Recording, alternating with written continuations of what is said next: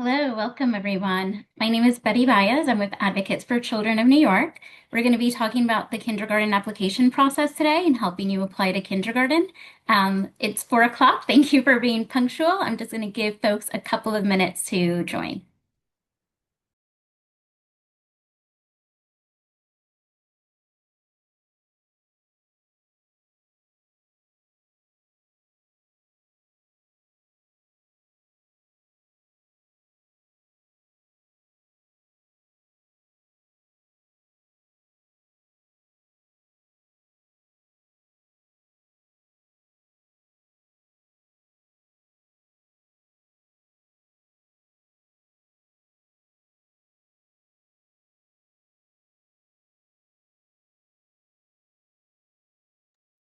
As I said, thank you so much for joining. I'm going to give folks a couple of minutes more to join, but in the meantime, I am going to ask you to complete a welcome poll to let us know more about who's in the audience. That way we can tailor the conversation for you guys.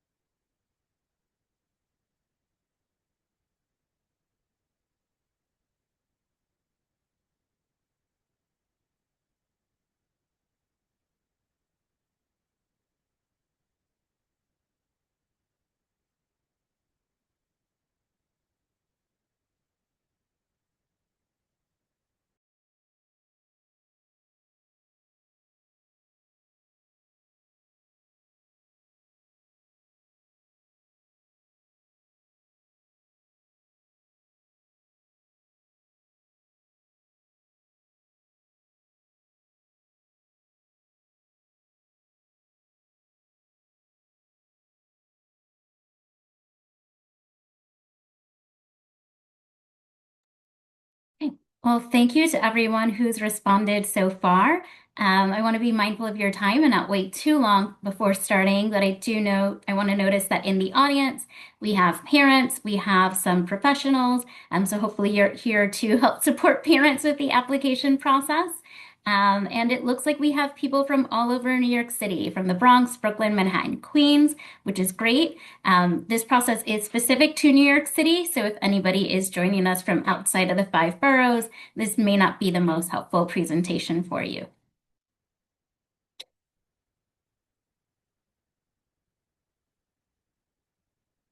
Okay, so let's get started. As I said, today we are talking about applying to kindergarten, specifically for the families of children born in 2021. Your children will all have a right to a kindergarten seat next year. This is the process we're going to go over is to help you understand how you will get one of those seats for kindergarten. So for children with disabilities in particular, you're going to go through two different processes to determine the kindergarten seat.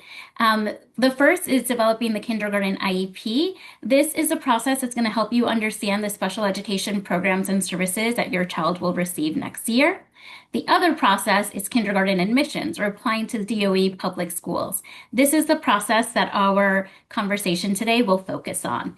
All families, including families of children with disabilities, families of English language learners, families in temporary housing, families of children in foster care, everyone is encouraged to apply to the DOE public schools because this is your chance to express a preference in what school you'd like your child to attend. And so we're going to spend all of today's webinar focused on this application process. This is a quick overview of the training. I'm going to start with some additional introductions about Advocates for Children, our organization, and the work that we do, some information on researching schools so that you understand your options, admissions priorities so that you understand how likely it is that your child will receive an offer to any particular school, the application process itself, important deadlines, and different things you should know in completing the application, some tips, information about charter schools, some additional rights for students with disabilities, and then resources and contacts. We are recording this webinar and it will be posted on our website so you can access it afterwards. This is a lot of material we're covering, so we are also going to post copies of all the slides. As you'll see throughout the presentation, we have hyperlinked a lot of resources, so we want you to have the slides so you can easily click on those and identify resources going forward. And if you have registered with us, if you've registered for this webinar, you will be receiving an email with all of that information.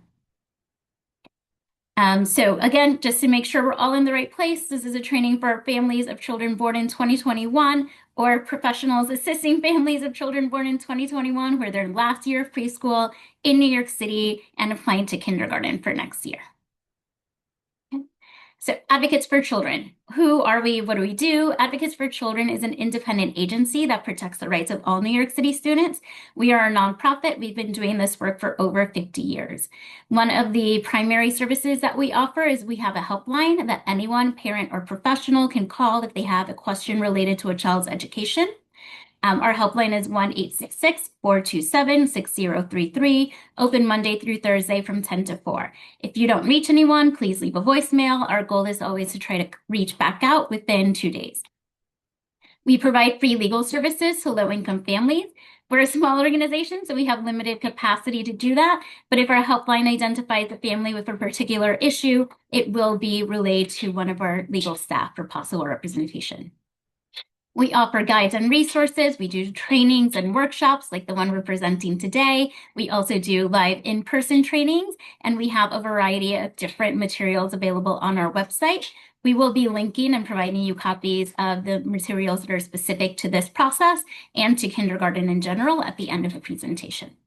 We also do policy advocacy and impact litigation, and that's to be able to assure that there are educational services for large scale. So on the city level, on the state level, we don't only work for individual clients, but also trying to improve the educational outcomes of all New York City students. Okay. And so now, just to make sure you're still with me, I'm gonna do a quick trivia. During the DOE's kindergarten admissions process, or the application process, you can apply to A, DOE non-specialized schools, B, charter schools, C, private schools, or D, all of the above. And I will give you all a moment to answer that poll.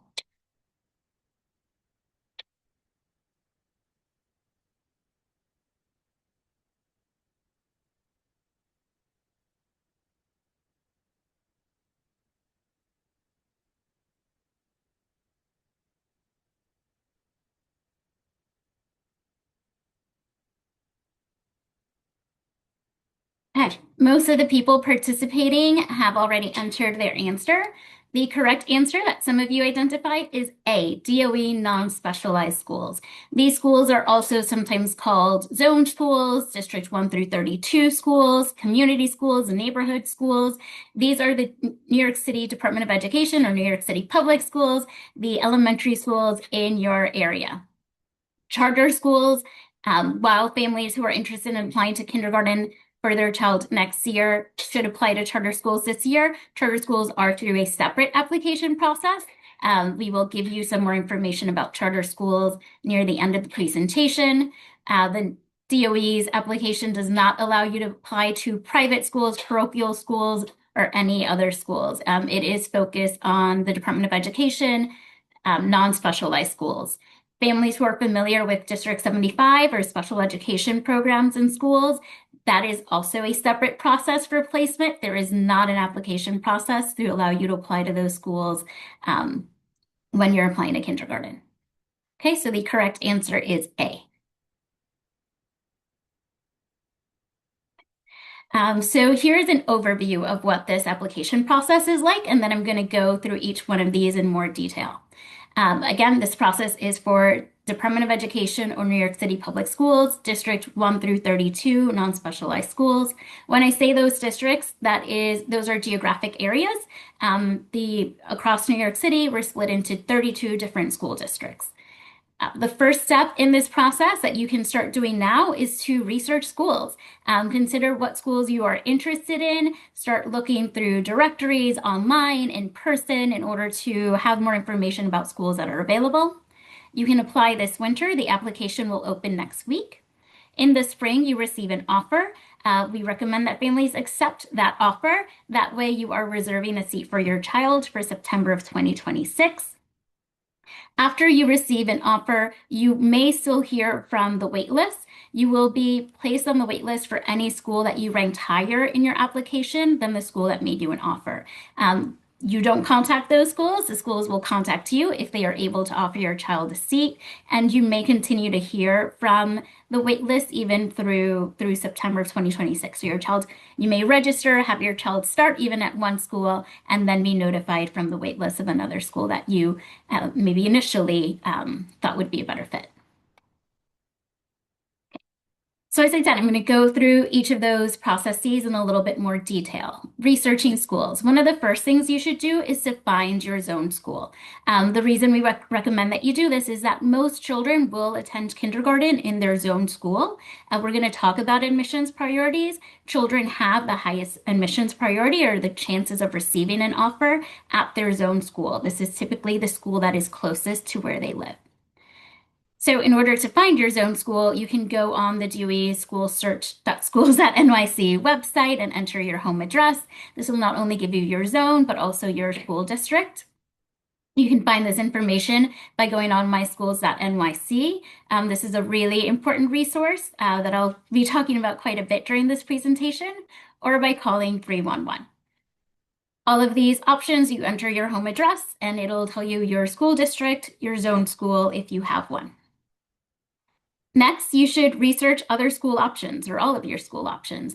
There's a calendar of open houses that you can go visit a school. You can find a list of those options on myschools.nyc or that calendar of visits. You can use MySchools, this website, in order to explore an online directory. You can also go on Inside Schools. This website is not run by the Department of Education. It is run by another organization where parents can leave reviews and provide information about their experience having a child attend that school. The next step that you should try to do while researching schools is understanding your admissions priorities.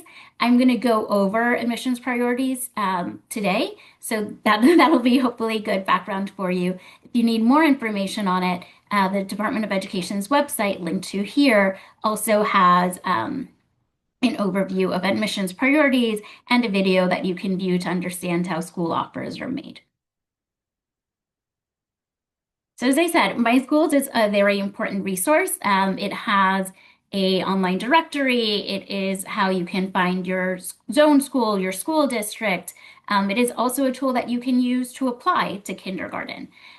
This is an overview of, or an image of what the website looks like. You can translate MySchools into your preferred language.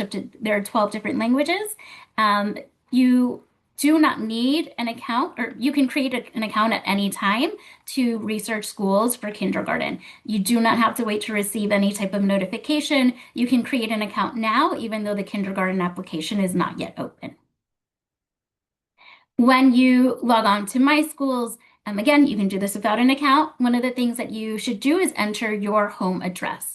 Once you enter your home address, you can do a search to identify the schools in your area, including your zone school. As you can see, there's a map. I haven't put in an address here. Once you enter your home address, that map should be refocused based on where you live. And you can use a variety of different filters to find schools in your areas, including searching for schools based on different programs that they offer. For example, if they offer gifted and talented, if that's something you're interested in, or dual language programs. You can filter for schools based on where they're located. So if there are specific subway lines in that area. Then when you enter all of your information and use all your filters, you will get a list of schools. When you click on any of those individual schools, you'll get more detailed information about each of them, including the contact information, kind of some of the logistical information, subway and bus, so public transportation that's accessible to the school. If you scroll further down, you'll see what the grades they serve, how many students they serve, which students received offers to the school last year, and other information like whether the school whether students wear uniforms to the school, and so on. So all of this information is really helpful. It's all available on MySchools. As I said, you do not need to wait in order to create an account, and you don't have to wait until the application opens in order to start searching and using this.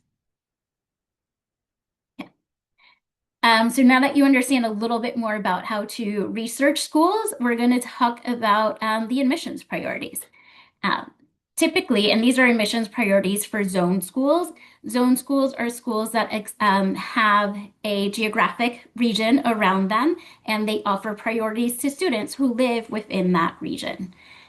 So the first set of priority is for children who live in the school zone. Very top priority, group number one, are children who live in that zone and who will have a sibling attending that school next year. The second group is other children who live in the school zone.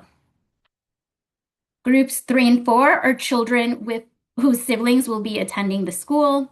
That first population, or excuse me, not the first population. Group number 3 is children who live in the school district but are not zoned for the school, right? Children who live in the school zone and have a sibling are group number 1. But group number 3 is children who live in the school district and have a sibling who'll be attending that school. And group number 4 are children who live in the district and have a sibling who will be attending that school. Then we have categories 5 and 6. These are for children currently attending the school's pre-K program. I want to stress this because sometimes families don't understand. Even if your child is attending the school's pre-K program, you still need to proactively apply for your child to attend that school for kindergarten. You still have to participate in the application process. As you can see, your child does have a priority, potentially priority number 5 or 6 in order to attend that school. Higher if you're also happen to be zoned for the school or have a sibling, your child has a sibling there. But just want to emphasize that you do have to apply to kindergarten. Group number 5 are specifically children who currently attend the pre-K program who live in the district, and group number 6 is children who currently attend the pre-K program and live outside of the school district. Number 7 is offers to all other students in the district, and 8 is offers to other students outside of the district. Why we review this and why this is important for you to understand, if you live in Brooklyn and want your child to attend school in Manhattan, this gives you an understanding of why that may be so challenging, right? Unless your child attends the pre-K program there, unless your child has a sibling who's attending school there, it is very hard to get an offer to a school that is outside of your district where you don't have other ties to the school. It doesn't mean you can't list that school on your application. It doesn't mean you can't rank it number 1, but want you to understand how offers are made, because the reason that there is this priority list is because oftentimes more families apply to a school than the school is able to serve. And so if a school cannot accept all students, they have to make offers based on this list of priorities. Again, not to discourage you from applying, but to encourage you to consider some schools where you have a strong chance of also being admitted, or your child has a strong chance. There's another priority group that I want to identify, and that's students who need an accessible school. This group of students will receive an offer before other students in their priority group, right? So a child who needs an accessible school isn't necessarily bumped to a higher priority group, but will take precedence over other children within their group. So if a school is able to offer seats to some children who currently attend the school's pre-K program, but not all of them, the school should start by offering seats to children who attend the school's pre-K program who also need an accessible school. Okay, I know this was a lot to cover and I've already been speaking for a long time, so we're going to do another round of trivia to see if this is sinking in. Children are most likely to receive a kindergarten offer to A, the school they attended for pre-K, B, the school their siblings attend, C, their zone school, or D, their top choice school. I will give you all a minute to answer.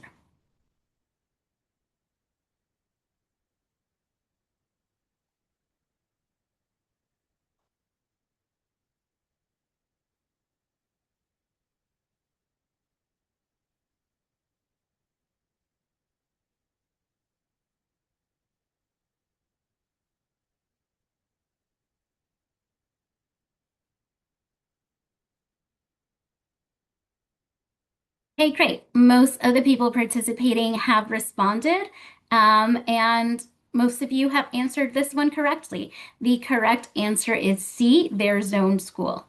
Based on admissions priorities that we've covered and that we'll continue to review next, children are most likely to receive an offer to their zone school. Children are in priorities group 1 and 2 for their zone school. While sibling priority is a high priority, it is um, for children who are not in the zone, those students with a sibling will be in priorities group 3 and 4 as opposed to groups 1 and 2. Some folks said the school that they attended for pre-K. Again, unless a child lives in the school zone, if their only connection is that they attended a school for pre-K, they could be in priorities group 5 and 6, so much further down the line.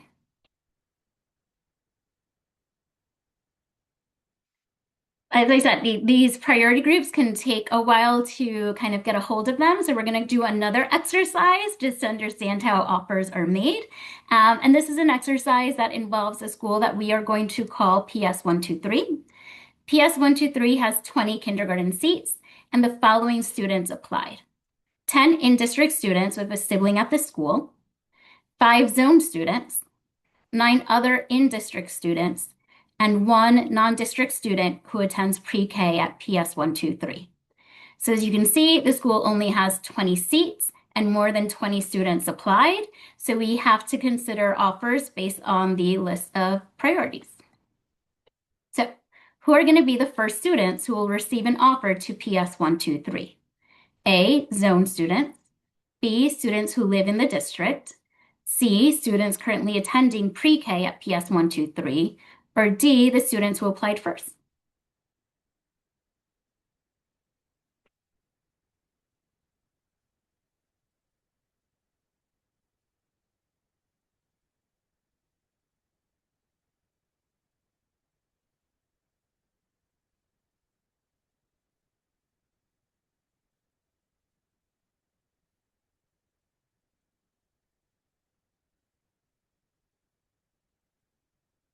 Okay, congratulations. Most people participating have responded, and you all got this correct. The first group of students who will receive an offer to PS123 are the zone students, the students who live in the school zone. And to see what happens with the other students, I'm just going to play it out for you. So based on admissions priorities, zone students will get offers first. These are the students in priorities group 1 and 2. Since there are still seats available, we can move on to the next set of students or the next priority group. And so based on this list, the next priority group are students in the district with a sibling. This is group 3. There are enough seats for all of them, so they all receive an offer. Then the next priority group within this list are students out of the district with siblings. We don't have here students in that category who applied.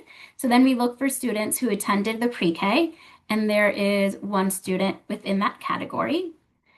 Now we are left with another batch of students, and there are more students in this next group, in group 7, than there are offers available. And these are the 9 other in-district students. So what happens? Within this group of 9, first we make an offer to any child who needs an accessible school, right? Then,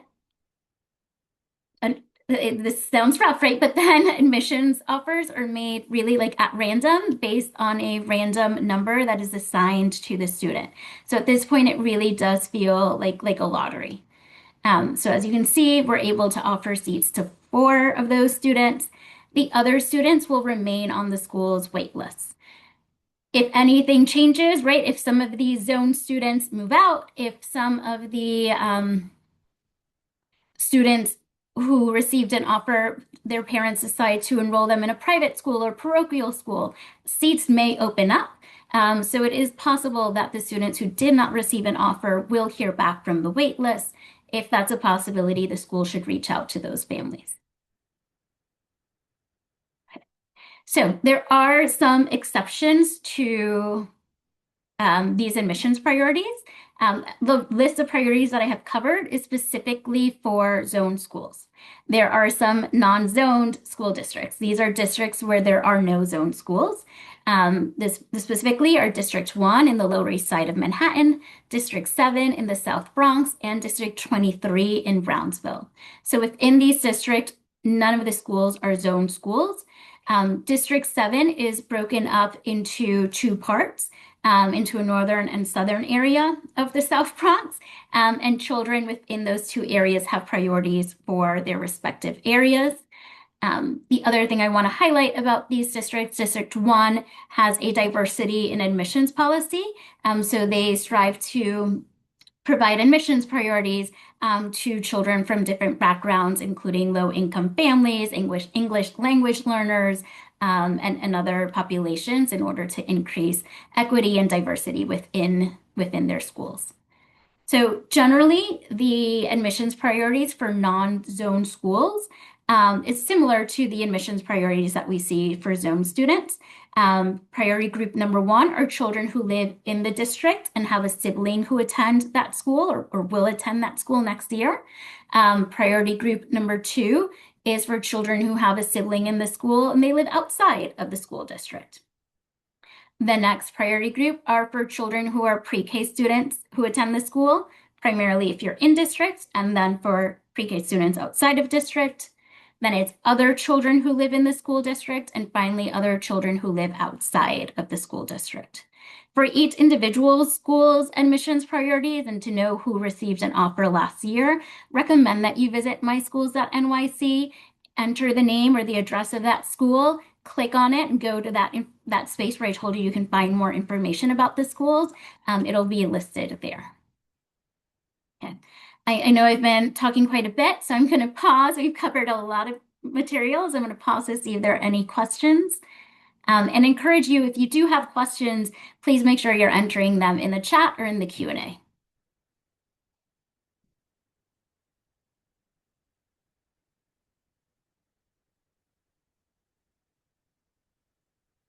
Okay. The only question I see so far about in the Q&A is whether we will send the slides after, and we will. We are going, if you registered for this webinar, so if you are attending live and you registered on Eventbrite, we have your contact information. We will be sending you an email after the webinar with the links to the video. We are recording this session and to the slides. And hopefully those will be useful to you. As you've seen, we use a lot of hyperlinks, so we want to make sure you have that all really accessible. Okay. I don't see any other questions, so I'm hoping you're still with me and we can move on. And I will be pausing again for questions, so please don't hesitate to put them in the chat or in the Q&A. I have a colleague who's joining me who can also answer your questions while I present. All right, so we've gone over researching schools, we've gone over admissions priorities. Let's get to how to do it, how to actually apply. The kindergarten application will open next week. It'll be open from December 9th through January 23rd. There are 3 ways to apply during this application period. The first is online. This is if you have access to it, this may be the easiest way to apply. It's applying on mysschools.nyc. Again, this is the website that I've been referencing because it has the directory, it has information about admissions priorities, it has detailed information about each school. It is also how you complete the online application. If you create an account and complete the online application on My Schools, you'll receive all of your notifications about the process through My Schools, through the email system within My Schools. If you do not want to apply online, if you're not able to, you can apply by calling the Department of Education, Office of Student Enrollment. The number is 718-935-2009. You can call Monday through Friday, 8 a.m. to 6 p.m. If you need in-person contact, you can visit a family welcome center. These are located throughout the city. You can click this link to find specific address. You can apply in person at a family welcome center. Emphasizing that you can apply in your preferred language. My Schools is available in 12 different languages, but you can also apply in more than 200 languages. The Department of Education is meant to be there as a resource for you, and they have interpreters available in over 200 languages. Okay. Oh, and just to emphasize, so I'm just going to go back to this slide really quickly. The application does not close until January 23rd. There's no admissions priority, as you've seen, in applying earlier. It is not a first come, first served system.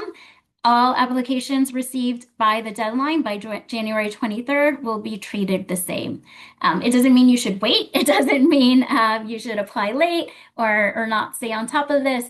But if you are worried and anxious that the application opens next week, just know that you still have a good amount of time and you're able to make adjustments and changes to your application before January 23rd.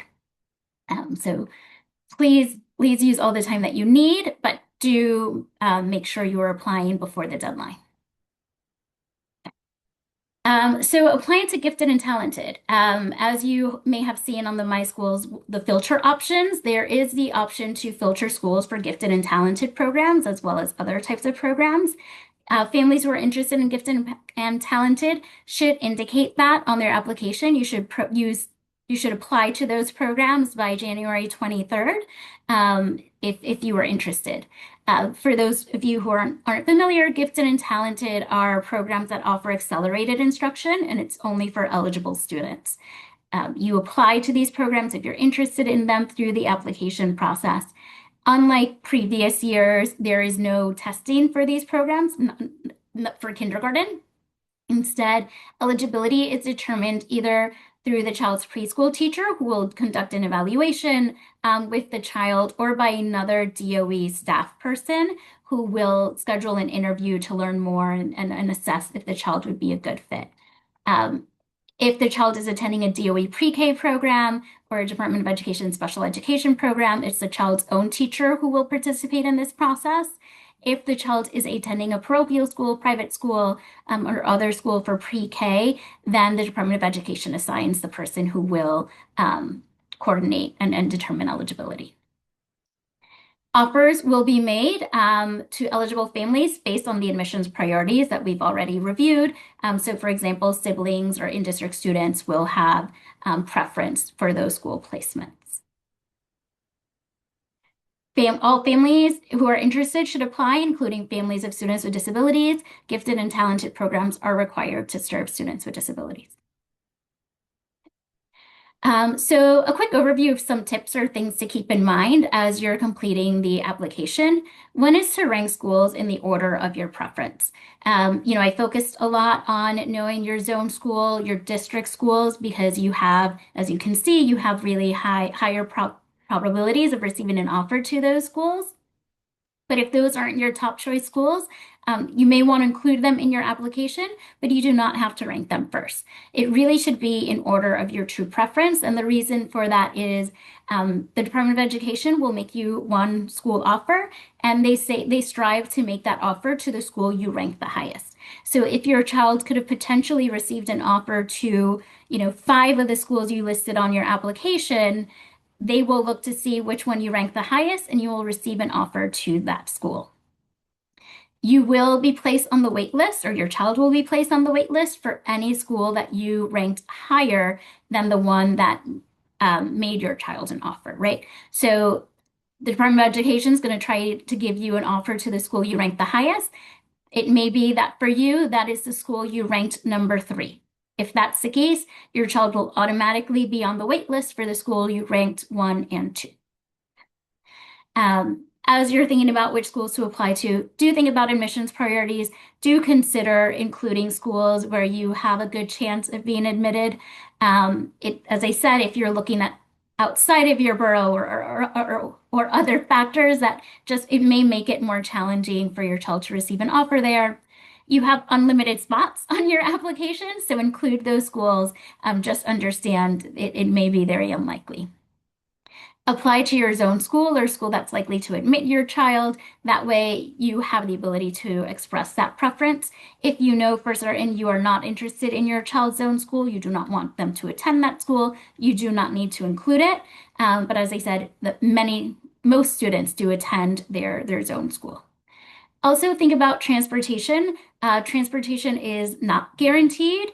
There are some limitations. So in thinking through which schools to apply to, as you saw, there are filters for what subway and bus stops are located near a school or what public transportation is near a school. That's something you may want to keep in mind is how you get your child to the school.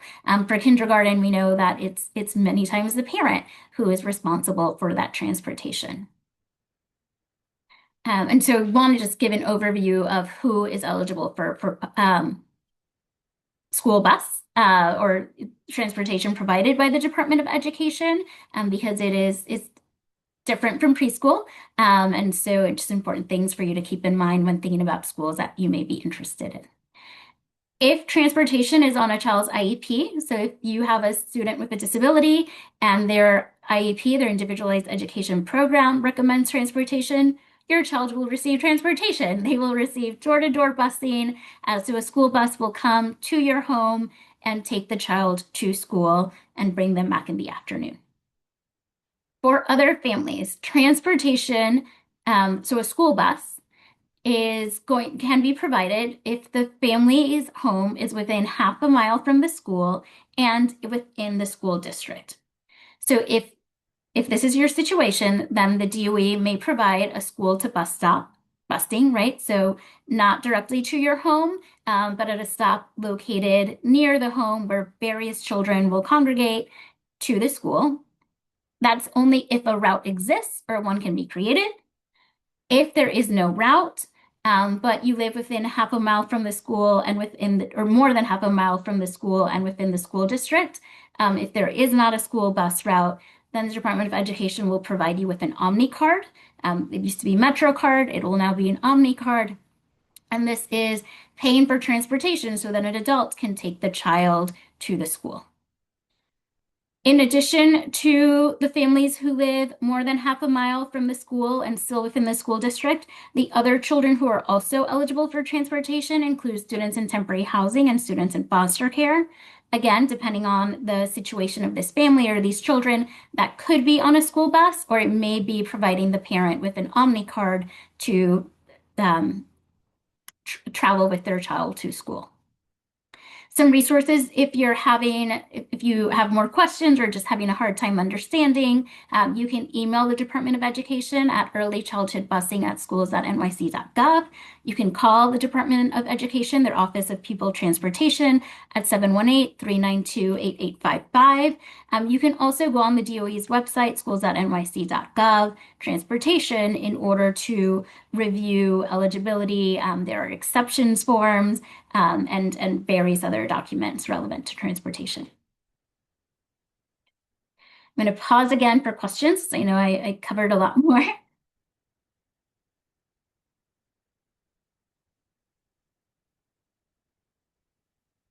Okay, so the question is, if I apply to gifted and talented program at my local school, which is 1 block away, and also to the regular kindergarten at the same school, will the process of testing for gifted impact ability to be considered for regular kindergarten at that zone school? So no.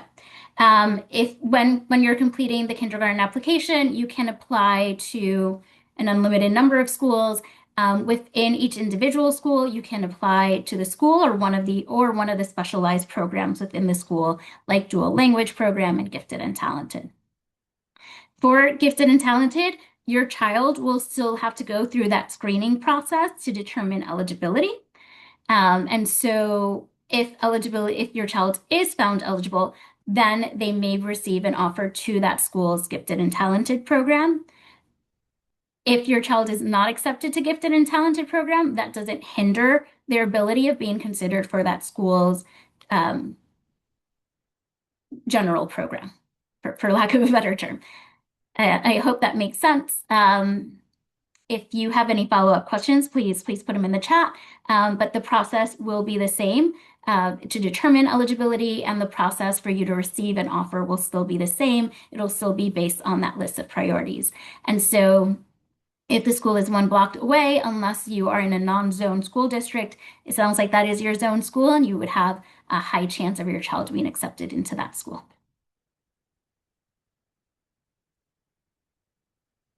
Okay, I'm not seeing other questions, so I'm gonna continue. I'm gonna move on. Okay, so what happens after you apply? The application closes on January 23rd, 2026. As of now, the Department of Education is expecting to make offers on March 31st, 2026. When offers are made, we recommend that you accept that offer and register your child for that school. By registering and accepting, you're telling the Department of Education, yes, I'm reserving the seat for my child for September of 2026. Here are some documents, here's some information about my child. So just set that in place for me. Accepting the offer does not remove your child from the wait list for any school that you ranked higher than the school that made you an offer. So again, if the school that made you an offer is a school that you ranked number 4, you're automatically on the wait list for the schools you ranked 1, 2, 3. Obviously, if the school that made you an offer was your top choice school, no need to worry about the wait list at all. The waitlist remains open through September, I believe through mid-September. So you may still hear from schools throughout the summer and even at the beginning of the school year as families move, as families make other decisions about their child's education. They may have a child who goes to a charter school, a private school, a special education program. All of that could change who will ultimately end up with an offer to the school. So don't be discouraged if you do not initially receive an offer. If the school that made your child an offer would create a challenge for your family, and you do not hear from the wait list, or you're not on the wait list for any other schools, you can request medical and reasonable accommodations transfers. For example, this could be a transfer that you request if having your child attend the offer school would create like a child care conflict with their older siblings, right? Because the school that made you an offer is so much further than the sibling school, or there wouldn't be transportation, so you can't coordinate the pickup time or something similar. The accommodations transfer is meant to alleviate that hardship. It is not going to guarantee any particular placement.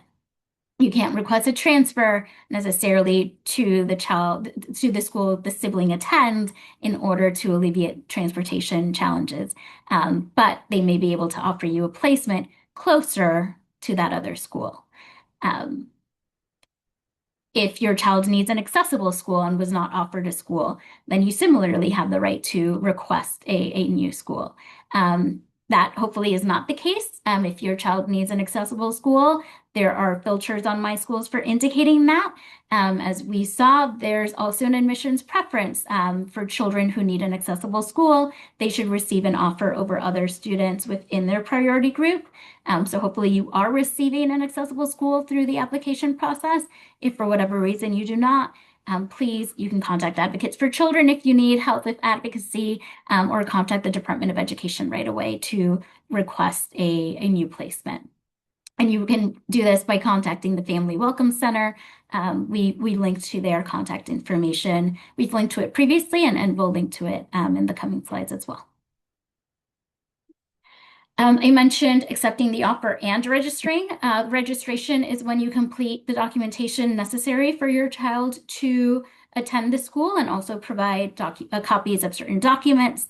One is proof of your child's age. This can be in the form of a birth certificate, passport, or a record of baptism. You should provide 2 proofs of address. This can be a lease, a deed, a mortgage statement, utility bill, rent receipt, government ID.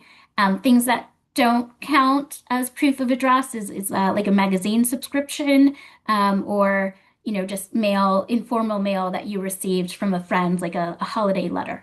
It has to be a more formal proof of address. So if it is mail, it would be a utility bill, for example, that lists your name and address on it. You do not need to provide proof of citizenship or social security number. It should not be requested of you, and if it is, do not provide it. For students in temporary housing, you have the right to immediate enrollment. You can register at a school and your child can start attending the school, even if you don't have the documents necessary for your child to enroll. This is a policy exception because we know that for families in temporary housing, it may be more challenging to be able to access these records. So you do have a right to register your child, even if you don't have these documents, and the school should work with you to support you in gathering these records. And so, for example, with proof of address, there are forms that you would be able to complete instead of having to provide these more like government issued documents. We're almost there. But to see if you're still with me, I'm going to do another quick round of trivia. When you accept a kindergarten offer and register your child at the school, you are A, taking your child off the wait list for other schools, B, reserving a seat for your child at the school, C, no longer eligible to apply to charter schools, or D, all of the above.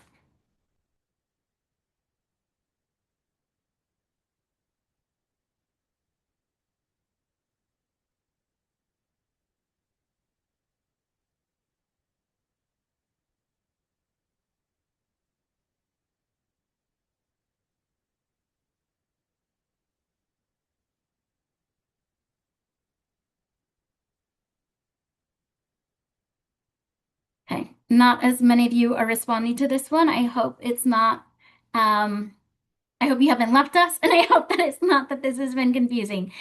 Those who did respond have all answered correctly. The correct answer is B, reserving a seat for your child at that school. Accepting the offer in the spring, registering your child signals to the Department of Education, yes, hold this spot for my child for September.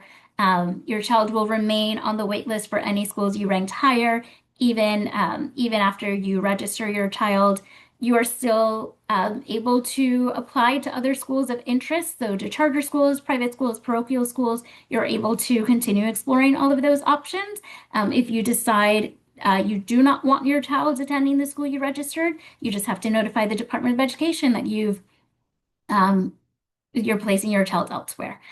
So it's simply reserving that seat for your child. Since I just mentioned charter schools, it's a good moment to talk a little bit about the admissions process for these schools. Charter schools are free public schools, but they are not run by the Department of Education. They are typically run by a not-for-profit board of trustees. But they are public schools, they are free schools, and they are schools that should serve all New York City students, including students with disabilities. You cannot apply to charter schools through the Department of Education's kindergarten application, but they do have their own process. You can find a list of charter schools at this website so that you can start to learn more about different options. You can apply to schools directly online, or so either directly to the school or online to multiple schools on this other website, newyorkcitycharterschools.org/apply. Charter schools must serve students with disabilities. As I mentioned, most applications are due by April 1st. So the Department of Education's deadline is January 23rd. You still will have then another couple of months to decide if you're interested in also applying to charter schools. They are separate processes. One does not impact the other. So applying to charter schools does not in any way affect your chances of receiving a placement offer to the Department of Education school. The Department of Education is still required to offer your child a placement and provide them a seat in September, unless you turn that down. For students with disabilities. And we have another webinar specifically on the IEP process that really dives into the programs and services that are available, how the IEP is created, and what placement options are available for students with disabilities.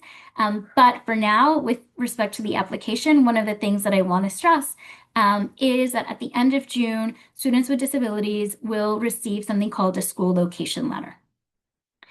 For most students with IEPs, the school location letter summarizes what the child's kindergarten IEP recommends, what program they should attend, and what special education services they should receive.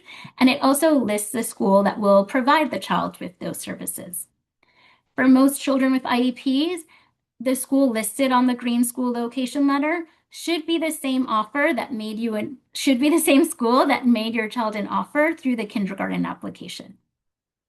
And that's why we have here kindergarten application plus kindergarten IEP should all be included in the school location letter.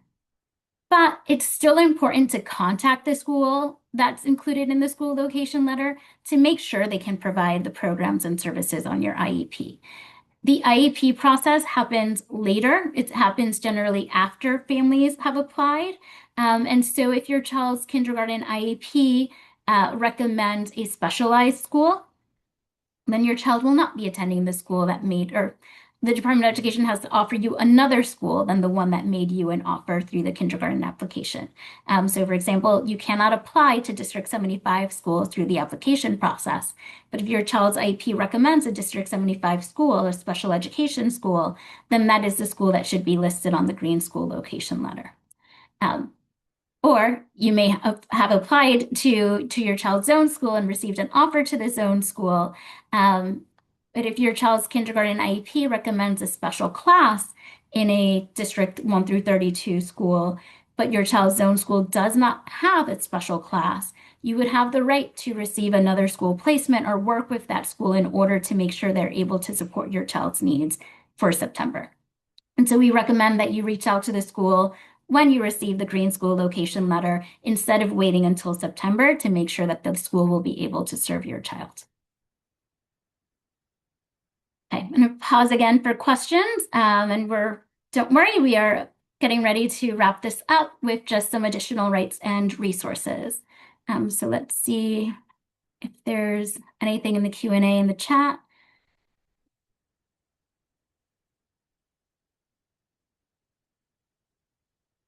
Okay, I'm not seeing any questions, so I'm going to go ahead and move on.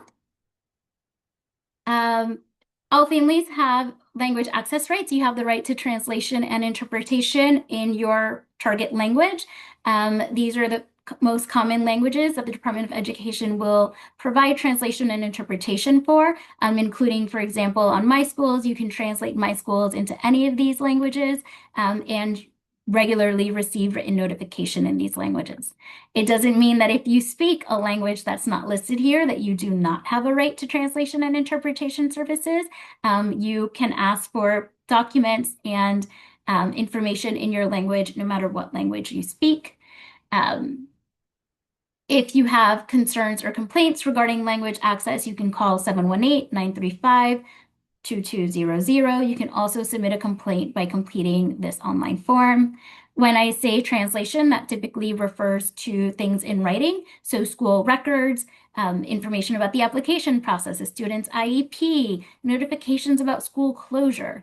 When we talk about interpretation, it's verbal or oral. And so that means if you're attending a meeting, that there's somebody at that meeting who speaks your language or can interpret for you. And so the Department of Education, for example, has interpreters available on call. And that is a service that should be available to all families. Okay. We're going to end with a list of different resources that are available. Advocates for Children has an Applying to Kindergarten guide. It is available on our website here.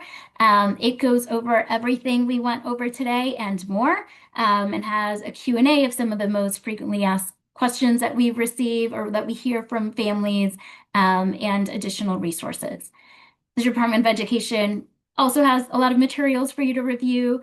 My Schools at NYC, the directory, the online application portal, schools.NYC, where you can find your zone school and others and your district, as well as other schools in your area. There is a website dedicated to the kindergarten application and enrollment for kindergarten. There's also a video on how offers are made that's embedded here, and you should be able to click on it when we send you these slides. Additional support, you can contact the Family Welcome Center. They're located throughout New York City. This is a link where you can find their address. The Department of Education's Office of Student Enrollment, this is the office that oversees the application process. You can email them at ES-enrollment, ES for elementary school, at schools.nyc.gov, or call 718-935-2009. And of course, us, Advocates for Children, you can contact our helpline if you have any questions or concerns throughout this process. For families of students with disabilities, we have some additional resources, including our Transition to Kindergarten Guide and Fact Sheet. The guide is a really comprehensive overview of how the kindergarten IEP is developed and what kindergarten services are available for students with disabilities. The fact sheet is a 2-page summary on what we covered today, the application process, and also how the IEP is created. The Department of Education also has a guide For kindergarten and special education, there's information about District 75 schools. These are the specialized schools that serve exclusively students with disabilities, and specialized programs that are available in some but not all Department of Education public schools, like Nest, Horizon, ACES. Those are all programs that we cover much more in detail in our webinar that's focused on the kindergarten IEP that we will be conducting in January. The Department of Education also has webinars on this topic. You can find the flyer with live webinars here. As you can see, the next batch are in January, as well as pre-recorded sessions that you can watch at any time.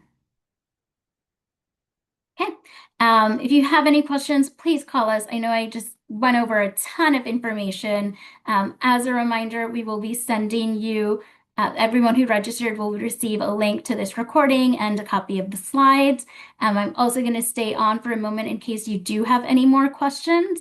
And before you go, if you could please complete a survey to let us know how you found our presentation, if it was easy to understand, things you liked, things you think should have that we can improve.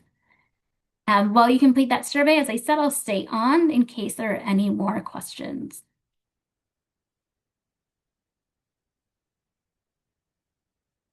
So if you have a question, please put it in the chat or in the Q&A.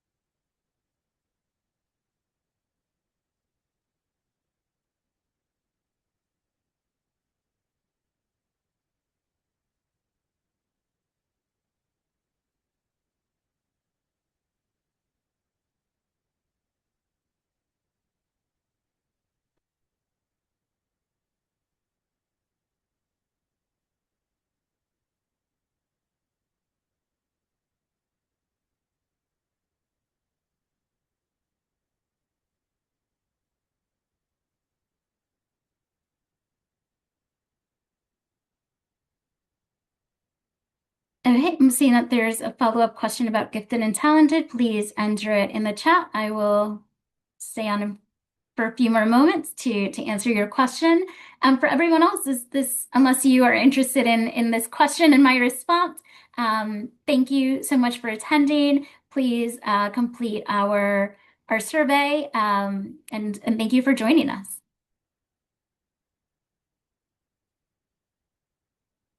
Okay.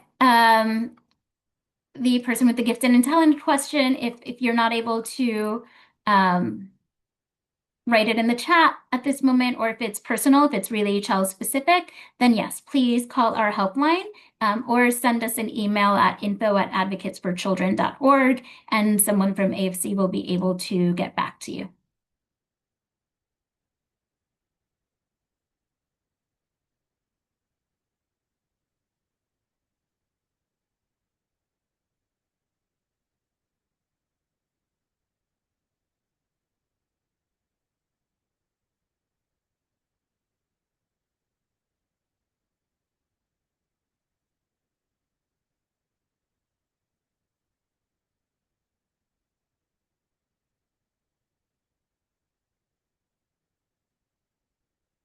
The question I'm seeing in the chat is whether a child could lose a seat at a local school while the gifted and talented process is in place. If I'm understanding your question correctly, no. The gifted and talented screening process and offers are being made simultaneous to offers to schools. And so one should not impede the other. And as I said, if your child is found eligible for gifted and talented, they will receive an offer based on the list of admissions priorities. And so it may be that your child is eligible both for a seat in the gifted and talented program at, for example, your zone school, while also having a high chance or receive an offer to their non-specialized program. Receiving an offer to one does not prevent them from being considered for the other. And so if you have additional questions about it, please feel free to call our helpline. In terms of how to rank them in your application, it's I would say rank them by your preference. So if your preference is to have your child in the gifted and talented program for that school, and if they're not admitted to the gifted and talented for that school, your preference. So if that's your preference, rank it as number one. But if that school's program would otherwise not be your preferred placement, then you don't have to rank that other school as number two. That can be further down in your list. I hope that answers your question. We are at time. It is 5 o'clock. If unfortunately I didn't answer your question, please feel free to call our helpline 866-427-6033. Again, thank you so much to everyone who has attended, and thank you to everyone who completed our survey.